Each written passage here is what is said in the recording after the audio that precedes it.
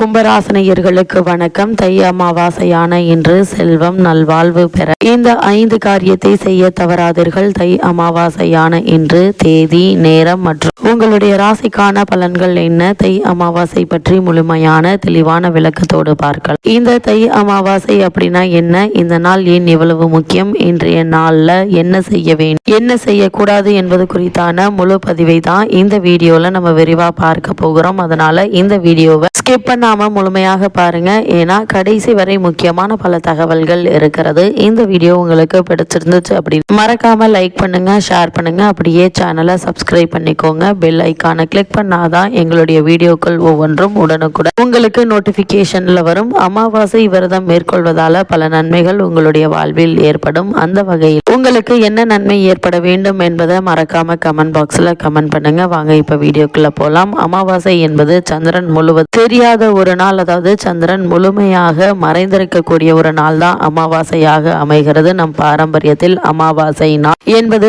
அமைதி, சிந்தனை, ஆழமான வழிபாட்டுக்கான நாட்களாக கருதப்படுது. ஆனா அமாவாசை என்றாலே எல்லாம் ஒரே மாதிரி இல்ல. ஒவ்வொரு மாத அமாவாசைக்கும் ஒவ்வொரு தனி சிறப்பு உண்டு. அதில் தான் தை அமாவாசை மிக முக்கியம் இடம் பிடிக்கிறது. தை மாதம் என்றாலே புது தொடக்கம். தை பிறந்தால் வழி பிறக்கும் என்று சொல்வார்கள். அதாவது மார்கழி முடிந்து தை தொடங்கும் போது மனமும் உடலும் புதிய ஒழுங்கும் வரும் காலமாக அமைகிறது. அப்படிப்பட்ட தை மாதத்தில் வரும் அமாவாசை என்பதால் தான் தை அமாவாசை மிக முக்கியமானதாக கருதப்படுது. இந்த தை அமாவாசையின் பாரம்பரிய முக்கியத்துவம் என்ன என்று பார்க்கும்போது நம் முன்னோர்கள் இந்த நாளை சாதாரண நாளாக பார்க்கவில்லை. இந்த நாள் குடும்ப ஒழுக்க, பாரம்பரிய நினைவுகள், வாழ்க்கை ஒழுங்கு இவற்றை நமக்கு நினைவூட்டக்கூடிய ஒரு நாளா அமைகிறது. அதனாலதான் பல தலைமுறைகளா இந்த நாளில் சில நடைமுறைகளை கடைபிடிக்கப்பட்டு வராங்க. அது மட்டும் இல்லாம இந்த தை அமாவாசையான இன்று கும்பராசினியர்களான நீங்கள் செய்ய வேண்டியவை என்ன என்று பார்க்கும்போது, இந்த நாளில் நீங்கள் செய்யக்கூடிய முக்கியமான விஷயங்கள் என்ன என்று பார்க்கும்போது, எண்ணெய் குளியல், காலை நேரத்தில் எண்ணெய் தேய்த்து குளிப்பது மிக மிக நல்லது. வீடு சுத்தம், வீட்டையும் மனதையும் சுத்தமாக வைப்பது மிக மிக அவசியங்க. அதே போல் காலை மாலை இருவேளையிலும் விளக்கு ஏற்றி வைப்பது நல்லது. இந்த அமாவாசையான இன்றைய தினம் தானம், உணவு, துணி அல்லது உங்கள் சக்திக்கு ஏற்ற தானங்களை செய்வது மேலும் பல நன்மைகளை உங்களுக்கு மட்டுமில்லாமல் உங்களுக்கு பிறகு வரக்கூடிய 7 தலைமுறைகளுக்கும் இந்த நன்மை சென்றடை. அமைதியான மனநிலை இந்த நாள் அமைதிக்கான நாளாகவும் அமைகிறது. இதனால் அதிகம் பேசுதல், தேவையற்ற வேலைகள் ஆகியவற்றை தவிர்க்கலாங்க. அந்த வகையில இந்த கும்பராசினியர்களான நீங்கள் தை அமாவாசை என்று தவிர்க்க வேண்டியவை என்ன என்று பார்க்கும்போது, இந்த நாளில் சில விஷயங்களை நீங்கள் தவிர்ப்பது மிக மிக நல்லது. குறிப்பா இன்றைய நாள்ல சண்டை, கோபம், கடுமையான வார்த்தைகள், அசுத்தம், பிறர் காயப்படுத்தும் செயல்கள் இந்த நாளில் தவிர்ப்பது மிக மிக நல்லதுங்க. இந்த நாள்ல கும்பராசினியர்களான உங்களுக்கு அமைதி, ஒழுக்கம் இரண்டும் சேர்ந்த நாளாக அமைவது பல நன்மைகளை உங்களுடைய வாழ்வில் ஏற்படுத்தும். இன்றைய காலத்துல தை அமாவாசைக்கான ஒரு வழிபாடு செய்வதற்கான நேரம் நம்மிடம் இல்லை. அதனால் தை அமாவாசை போன்ற நாட்கள் நம்மை சிறிது நிறுத்தி சிந்திக்க வைக்குங்க. நாம் எங்கு போகிறோம், எப்படி வாழ்கிறோம், எதை மறந்து விட்டோம், எதை நினைவூட்டும் ஒரு நாளாக தான் இந்த தை அமாவாசை அமைகிறது. அந்த வகையில இந்த ஆண்டு, அதாவது 2026ஆம் ஆண்டு தை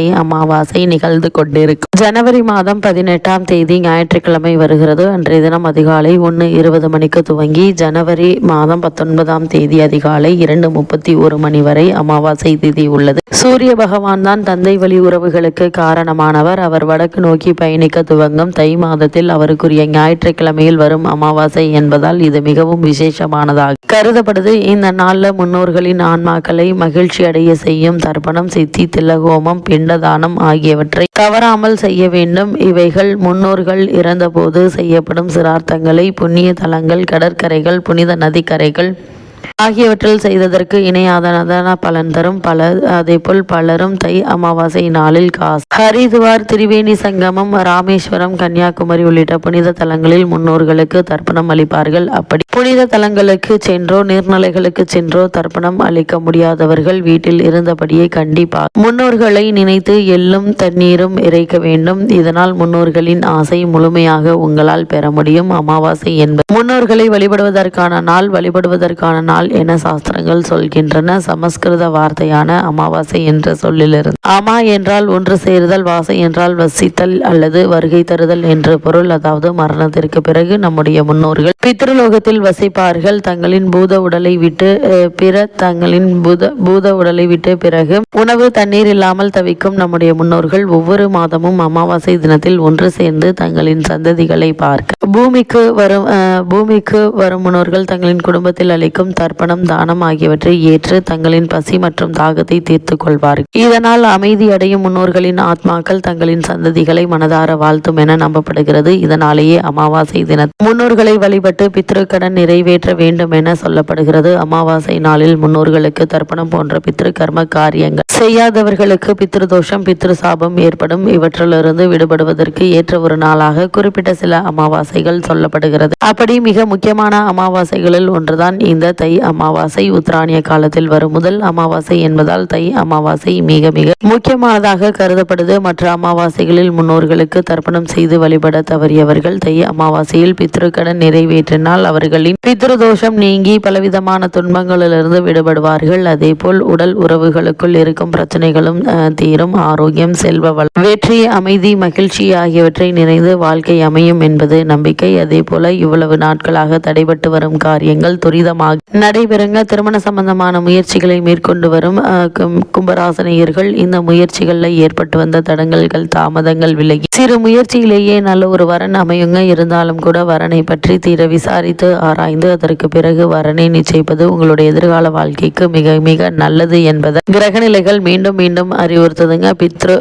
புத்திர பாக்கியத்திற்காக ஏங்கி கொண்டிருக்கும் கும்பராசனியர்களுக்கு புத்திர பாக்கிய யோகம் நிறைந்து கிடைக்க இருக்குதுங்க. அது மட்டும் இல்லாம இந்த அமாவாசை வழிபாட்டை தொடர்ந்து நாம் மேற்கொள்வதால இத்தருணம் மூலமாக பொருளாதார ரீதியான பல முன்னேற்றங்களை உங்களால் பெற முடியும். இந்த தை அமாவாசையான இன்று நீங்கள் செய்ய வேண்டிய 5 முக்கிய காரியங்கள் என்ன என்று பார்க்கும்போது, இன்றைய நாளில் முன்னோர்களின் ஆன்மா சாந்தி அடைய தண்ணீர், அதே போல் எள், அரிசி, தர்ப்பை புல் கொண்டு தர்ப்பணம் செய்யுங்க. இது பித்ருதோஷங்களை நீக்கி அவர்களின் ஆசைகளை பெற்றுத்தரும். இரண்டாவதாக ராமேஸ்வரம், கன்னியாகுமரி போன்ற புனித தலங்களில் கடலில் நீராடுவது மிகவும் விசேஷம். கர்ம வினைகள் நீக்கி மன தூய்மை கிடைக்கும். மூன்றாவதாக ஏழைகளுக்கும் வயதானவர்களுக்கும் உணவளிப்பது, உடைகள், அத்தியாவசிய பொருட்களை வழங்குவது மிகுந்த புண்ணியத்தை தருங்க. 4வது நாள் இந்த விரதமிருந்து தியானம் செய்து முன்னோர்களை மனதார நினைத்து வழிபட வேண்டும். பூசணிக்காய் போன்ற காய்கறிகளை சமைத்து படையலிடலாம். 5வதாக தை அமாவாசையில் தொடங்கும் காரியங்கள் வெற்றி பெறும் என்பது நம்பிக்கை. பூமி, நகை, பணம் சார்ந்த விஷயங்களை தொடங்க இந்த நாள் மிக மிக உகந்த நாளாக அமைகிறது. அதேபோல் இன்றைய நாளில் செய்யக்கூடாத ஐதீகங்களும் உள்ளன. அவற்றில் அமாவாசை என்று வாசலில் கோலமிடக்கூடாது, காகத்திற்கு உணவு வைக்காமல் இருக்கக்கூடாது, தலைமுடி வெட்டுதல், நகம் வெட்டுதல் போன்றவற்றை தவிர்க்க வேண்டும், மது, மாமிசம் போன்றவற்றை உண்பதை தவிர்க்க வேண்டும். இவ்வாறு செய்வது காரணமாக கும்பராசினியர்களான உங்களுடைய வாழ்வில் என்ன மாதிரியான இன்னல்களை இத்தனை வருடங்களாக சந்தித்து வந்தாலும் அவை அனைத்துமே நிவர்த்தியாகி உங்களுடைய வாழ்வில் நல்வாழ்வு ஏற்படும் என்பது ஐதீகமாக உள்ளது. அது மட்டும் இல்லாம இத்தருணங்களை பொறுத்த வரைக்கும் எடுத்தோம் கௌத்தம் என தடாலடியாக எந்த ஒரு காரியத்திலும் ஈடுபடாமல் பொறுமையாக நிதானமாக ஒரு செயலை செய்யும் போது நிச்சயம் வெற்றி கிடைக்குங்க. அதே போல உங்களுக்கு கிடைக்க வேண்டிய வேலை வாய்ப்பு, அதே போல் வாய்ப்புகள், குடும்பத்தில் ஏற்பட்டு வரும் சண்டை சச்சரவுகளுக்கு நல்ல ஒரு தீர்வு ஏற்படக்கூடிய ஒரு தருணமாக தான் இக்காலகட்டம் அமைஞ்சிருக்குதுங்க. இத்தருணங்களை பொறுத்த வரைக்கும் எடுத்தோம் கௌத்தம் என தடாலடியாக எந்த ஒரு காரியத்திலும் ஈடுபடாமல் பொறுமையாக நிதானமாக முயற்சிகளை மேற்கொள்வது மிக மிக அவசியம் என்பதையும் கிரகநிலைகள் மீண்டும் மீண்டும் அறிவுறுத்துதுங்க. இத்தருணங்கள்ல எதிர்பாராத பல முன்னேற்றங்களும் உங்களுடைய வாழ்வில் ஏற்படும். இத்தருணங்கள்ல கிரகநிலைகளின் ரீதியாக கூறப்படும் பரிகாரம் என்ன என்று பார்க்கும்போது, கூடுமான வரைக்கும் இன்றைய நாளில் முன்னோர்களுக்கு திதி தர்ப்பணம் கொடுத்து வழிபடுவது மட்டுமில்லாமல் உங்களால் இயன்ற தானத்தை செய்யுங்கள். எண்ணற்ற நன்மைகள் உங்களுடைய வாழ்வில் ஏற்படும்.